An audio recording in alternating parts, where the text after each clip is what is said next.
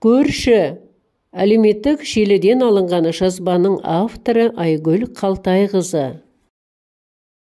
Көршің соқыр болса, бір көзіңді қысып жүр деп бұрынғылар дөп айтқан негізі. Сол әңгімемнің арқауы сол көрші ғой баяғы. Сол қапталдағы көршім жалғызбасты әйел адам, ұлты қазақ, талай жыл педагогика саласында еңбек еткен, тәрбие ісі завучы, мектеп директоры болған білімді білікті жан. Қазір зейнеткер.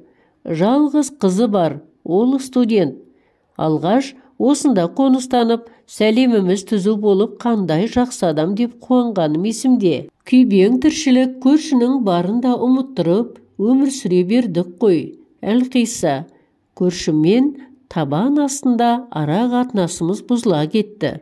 Оған себеп менің немерелерім көбейіп кеткен екен. Аллаға шүкір, балалы базар демекші біздің үй асаған қазан. Үйелмелі-сүйелмелі бәтшағарлар белгілі бір тәртіпке көнбей шулайтыны бар емес пе?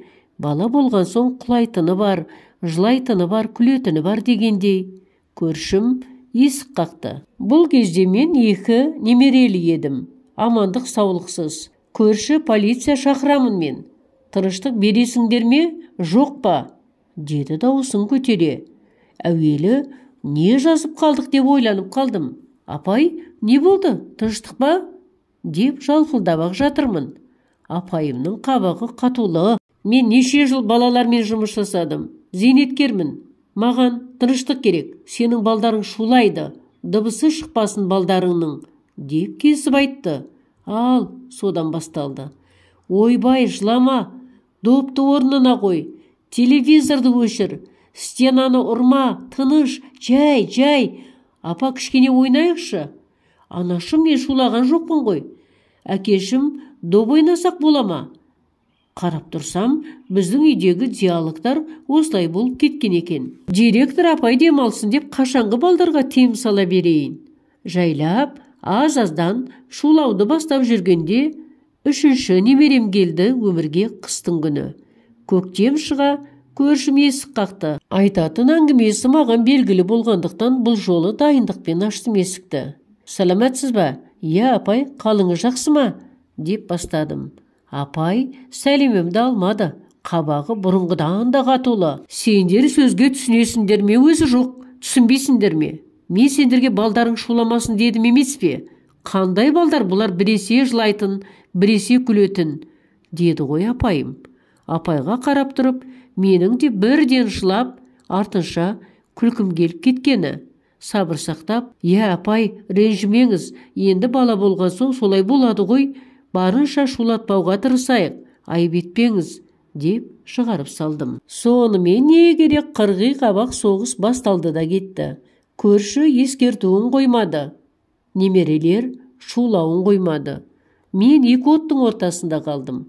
Өмірден көргені бар, көзі ашық, білімді, бар ғұмырын бала тәрбиесіне арнаған ұстаздың шыдамы мен 4-ші немерелі болғанда таусылды ғой.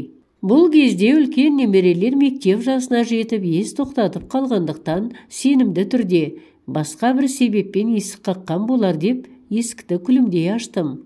Ой, апай, сәлеметсіз бе? Халіңіз жақсы ма дегеніме апайым пысқырмады да. Ей, көргенсіздер, деп дүрсе қоя берді. Жай сөзді түсінбедіңдер ғой. Әкімшілікке барып, арыз жазамыз үстеріңнен. Мен шуламасын деген сайын баланы туа беріп, шуды үдете бересіңдер. Полиция шақырам, көшірем сендерді мына жерден, деді ғой. Сабыр сақтадым тағы да. Апайға, апай-ау, бала болғасын аздап шулайтыны рас енді, дей бастай беріп ем, әй, деп шаңқ ете қалғаны. Сенің осы сөзіңнен ақ шаршадым. Тәрбиелей алмасаң неге туа бересіңдер баланы? Ой, түк көрмеген жабайы қазақтар. Өзің тәрбие көрмегенсің. Сен баланы қалай тәрбиелейсің? Болды, айтпа маған сылтауыңды. Қазір шақырам полиция. Демесі бар ма? Ал содан кейін не болды дейсіздер ғой. Көршімнің көршісінің де сабыры Самарқанға кетті. Сыпайы бетпердені ысырып, шынайы түрге бір сілкініп ене кеттім. Тоқтаңыз, апай. Бала туылмасын, шуламасын, туылса да көршісінің мазасын алмасын деген заң қай жерде бар екен? Көрейік. Өмірге бала келіп, ұрпақ сүйгеніміз үшін бізді жабайы санап тұрсыз ба? Қазір сол неше жыл құмартқан полицияңызды мен-ақ шақыра қояйын, дедім де 02-ні теріп кеп жібердім. Сонымен не керек? Қазақ полициясы келіп, мұның түкке жарамсыз іс екенін дәлелдеп берді ғой.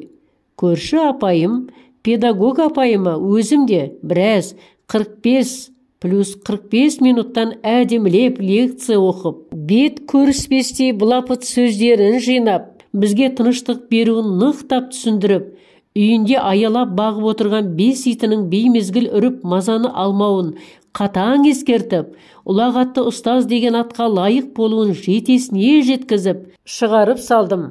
Өзі қашып шықты ма анық есімде жоқ. Содан жыл өткен соң 5-ші немерем тыныштықпен, көршіден қорықпай өмірге келді ғой. Қазір көршім бас изеп амандасып тұрады. Ара-тұра, немерелерің жақсы ма деп қоятыны бар.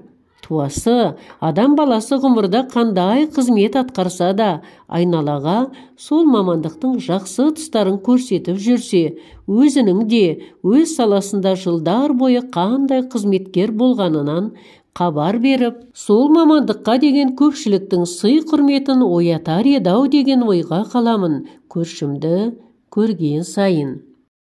Әңгіменің соңы. Оқыған Роза Сұлтаналиева.